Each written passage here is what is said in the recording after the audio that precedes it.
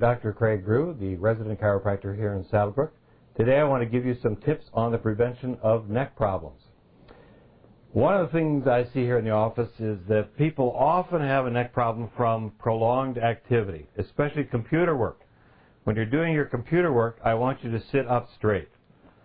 If you're working at a console, you don't want to have your head and neck stuck out like this. If you're stuck out like this, you're going to have a lot of tension in your back and you're going to create cervical problems. So try to sit up straight, and also think about that when you're standing and walking. People don't have to be walking like this. You can have your body come to a very erect position with your head and neck back. So when you're walking around, try to stand with your head and neck erect. Another tip is this: try to avoid prolonged overhead work. People can really get in trouble by looking up, turning their head back, rotating off the side, especially like washing windows. You want to be on the same level as the work that you're doing. Which also reminds me, you should have a nice stool to work on. These stools should be very stable. The one thing you don't want to do is get on a chair, especially a folding chair. I've seen many injuries where people think they can get on a folding chair, they step into the middle of that chair just a little bit, and what happens? The whole chair collapses, and next thing you know, a person has a broken hip or a broken leg.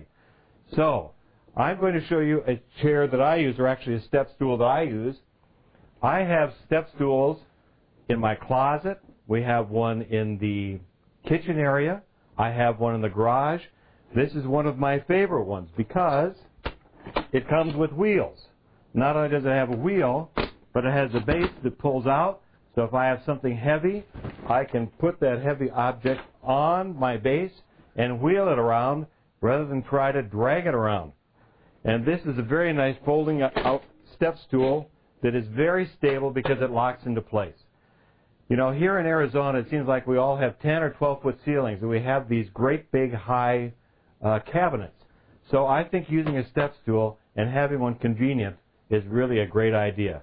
If you don't have one, get one. I bought this one at, I think it's a catalog order company called Harrington. It cost me about $100, but it's one of my favorite step stools. So if you don't have something like this, you might consider that as a wise investment.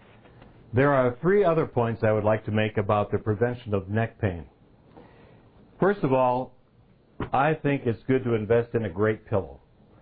I think too often we sleep on these cheap things. You know, I don't like foam rubber pillows at all. If you're used to it and love to sleep on it, that's one thing. But I think, you know, you spend about a third of your life in bed. So you better have a good bed and a good pillow and a good partner. So I think that if you invest in a feather pillow, let me show you one. These feather pillows really fluff up and support your neck and will cradle your neck. You want to avoid sleeping in a position where your head is way off to one side or tipped way down. Your head should be in a neutral position when you're sleeping on your side. Also, when you're sleeping on your back, these will really comfort your neck. They support your neck and hold your neck in its proper position. So I think a good pillow is a wise investment. A good feather pillow can cost about $200, so you have to kind of shop around. But it's really worth your investment. So have a good pillow. Don't go to sleep on a couch. A couch is a terrible place to sleep because you can only sleep in one direction. You can't turn over on each side.